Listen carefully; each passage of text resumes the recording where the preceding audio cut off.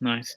Well, it's 11:35, so I think we can go ahead and get started. Everything is being recorded.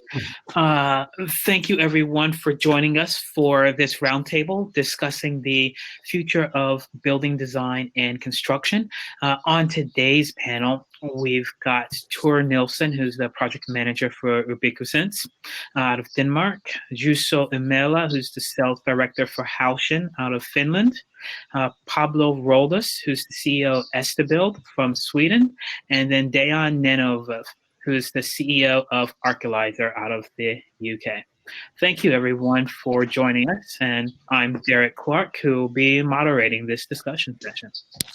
So to get started, we're going to be taking into account everything that's happened, say, over the last 6-7 months and looking at kind of the impact of that on the future of building design and construction.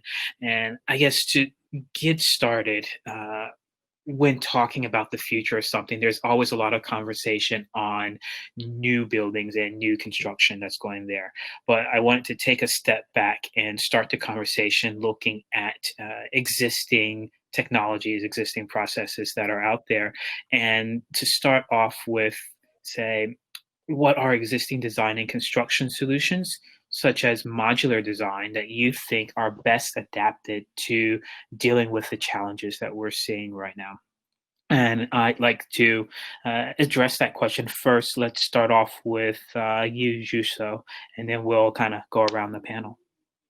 Yeah, thanks, Derrek, and happy to be here in this roundtable. Obviously, I mean, as we have all noticed, I mean, a lot of has changed in the last, let's say, during this year, and obviously habits, how people work, what kind of environments they like to be, and what kind of information they are actually searching from the building. So that's obviously is going to create us a challenge. What kind of, for example, what kind of environments we are expecting to have, what kind of buildings and office, let's say, office facilities or in general, like public spaces are going to be there.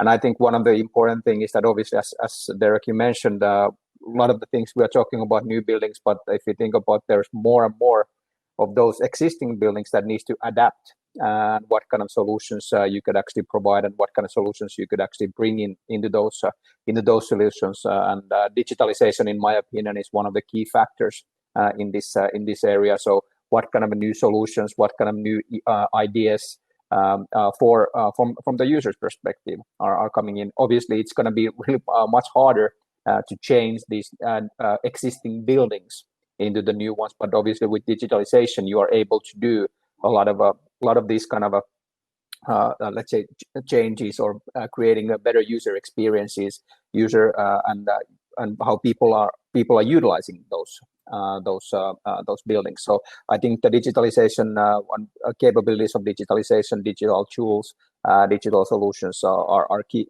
one of the leading edge in this change and challenges.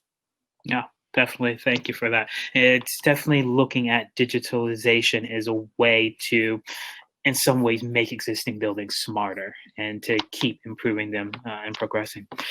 What about you, Deyan? What are your thoughts in terms of existing solutions that are out there that you think are best suited to help us adapt to everything that's happening right now? You're still muted, Deyan. Yep. Okay.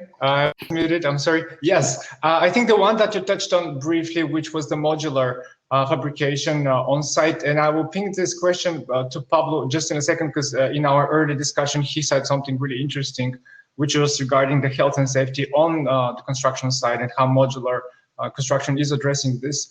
But just to address the digitalization, I think what COVID did for all of us is kick in a higher gear the whole process of automation, digitization, or using digital technology for construction industry, because notoriously we're one of the least digitized industries in the world, followed by hunting and agriculture, or whatever that statistic was.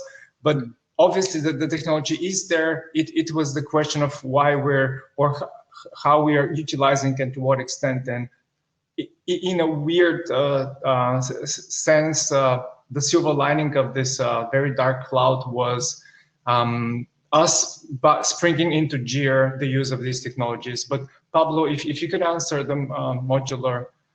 modularity question in more detail, I think.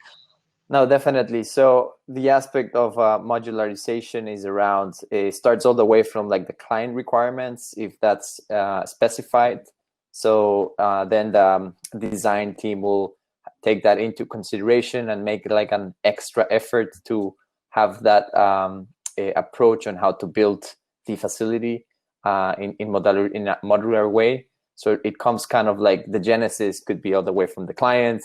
That the design team has, of course, a lot of influence on deciding how is it going to look, and then when it goes to the fabrication side of things, that's where a lot of the modules are being done in a manufacturing facility, so it's much easier to control the environment around it.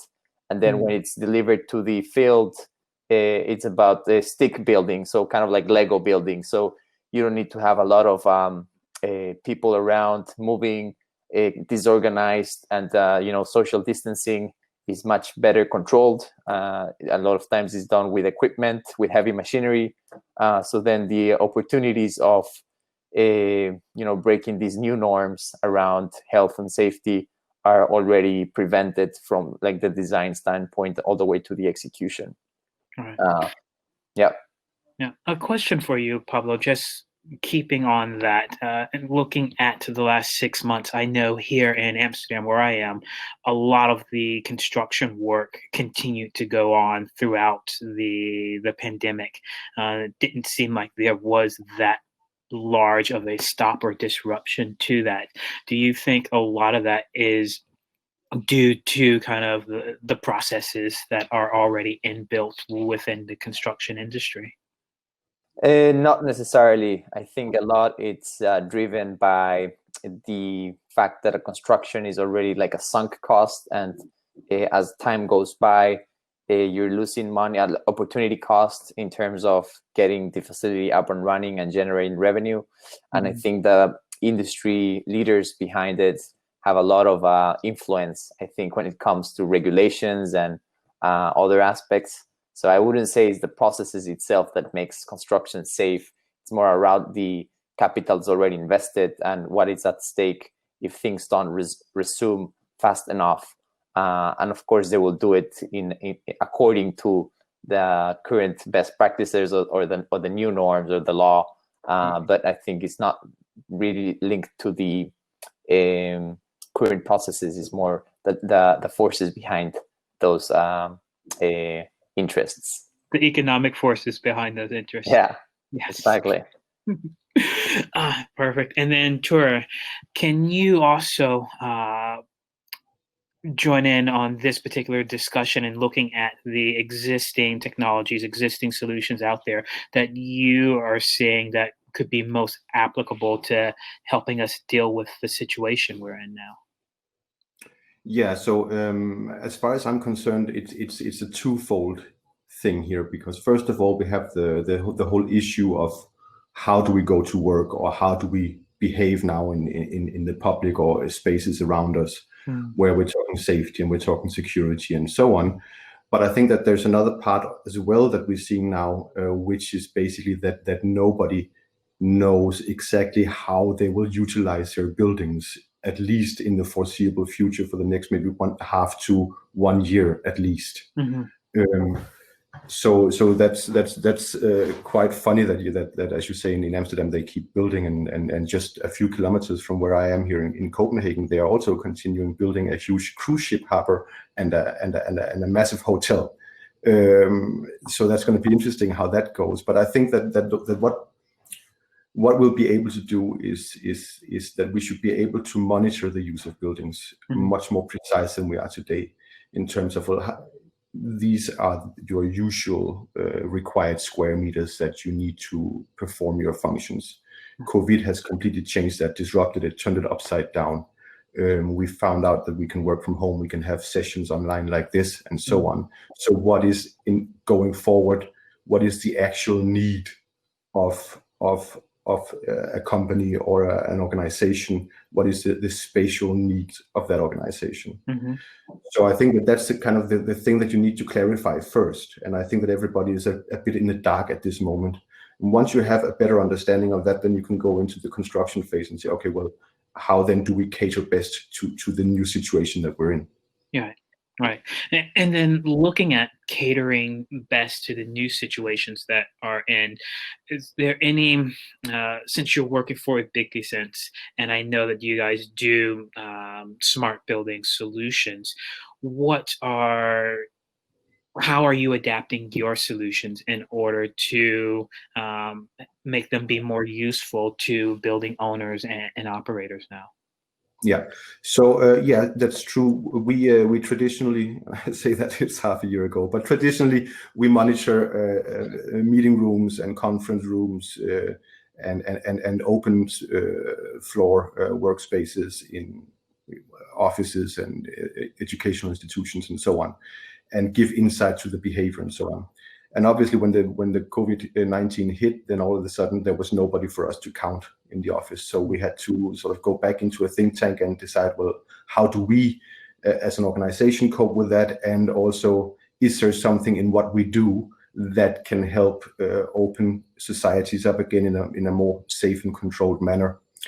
And what we did is that we took our algorithm, that some people detection algorithm that we use for our own sensor, and then we actually did some testing to see if we can enable that on existing IP infrastructure in the cities or in spaces, and we can do that actually. So what we gained, you might say, from this is that our algorithms now can turn pretty much any existing, let's say, dumb IP camera into a data hub of actually data analysis, and that's disregarding where it is, if it's outside, inside, in public spaces or private buildings. And by using our algorithm, we are actually able to detect, how close are people standing, how many gathered in one point, are there too many people that are allowed to be in a specific place, and so on. And we can communicate that via various protocols, either some building management or some regulation, or send notifications and so on. So obviously we're hoping that we can, with our technology, help open up quicker and safer, and hopefully send people back into the offices so we can start counting them again. Yeah, I guess one of the things that's been going on through the news is sending people back into the office. There's probably a significant number that don't quite want to go back into the office now, and they're looking for kind of what's going to happen to make them think that the office is safer, or what other options that are going to be out there for them to work, whether it's third locations or improving their work from home situation. And I guess for the next question, I'd like to go to Juuso, because you're working with Haltian now, and I know that you guys just recently had an announcement, especially around the empathic building solution technology. Can you talk to us a little bit about that and how you see that potentially being a solution for moving forward, given the discussion around COVID-19?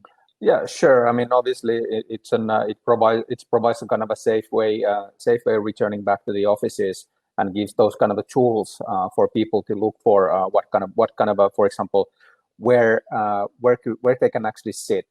We can also provide the information from that solution to the cleaning staff, meaning that, okay, they can actually do the cleaning based on which for example, seats or which desks or which spaces have been utilized. So where they can do the little bit more thorough cleaning, for example, for the desks, as we know, for hot desks and so forth. So you can actually return back to work safely when you know that, okay, it's been cleaned thoroughly, or it's been disinfected. So these kind of solutions are for sure, when we're talking about returning back to the office safely, are crucial. Obviously, with the same kind of solutions that you can indicate if you are too close to each other, when you know the locations of the people, and keeping this social distancing distancing in place, and also helping people to kind of adjust back to the, let's say, what is the new normal.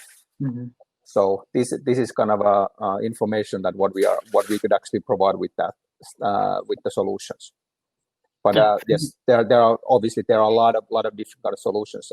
What can be implemented, and obviously one of the key important things what I would like to emphasize is kind of that you, when you need to do this after or into the existing building, as Pablo mentioned briefly. Obviously, I mean, the cost is always an issue when you're actually building new facilities, and you are trying to kind of eliminate all these kind of extra costs, which are usually those solutions that you still want to do when you are maintaining the building or when you are using the building. And then how do you actually make that happen? So that during the construction you are cutting the cost, but then you need to do kind of a retrofitable solutions into those buildings when people are starting to ask for those. So that's kind of a key on that side. Exactly. I mean, during the design process, I believe that the cost-cutting area is called value engineering. You're trying to find the value point or take out excess value from the building in order to bring the cost within kind of a usable area. Looking at that, I think there's one segment that I wanted to also touch on. You mentioned looking at where people are in spaces and in buildings and being able to manage that a little bit more. And I want to go to Deyan and talk about building information management, because BIM is one aspect of something that can be used to have a better idea of how spaces are being used within the building, where you can keep track of things like the space allocations, the movements within the different rooms, the design of those. Do you see more firms coming to you to build out existing condition BIM models for them as a first or initial step towards dealing with coming back into the office? That's actually a great question and a great insight as to what BIM can and should be utilized for. Derrek, just before stepping in to answer the BIM question, on the design side of things where I firmly sit, generative design has been a technology which was quite high in the hype cycle last year. Autodesk even announced it as being the year of the generative design. And we've seen a little bit of these tools now where optimization algorithms has been run to optimize desk space, to some extent and to some value. So on the design side of things, that's a new technology that has proven already interesting. But coming to the BIM, and specifically BIM as used within the context of digital twin, which is sort of like the little brother of a smart city, if you will, which is the digital replica of the actual existing building. That's a way to harvest and create a repository of data and information that you can further analyze and utilize to create this model of how the building is actually used over time and build intelligence around it.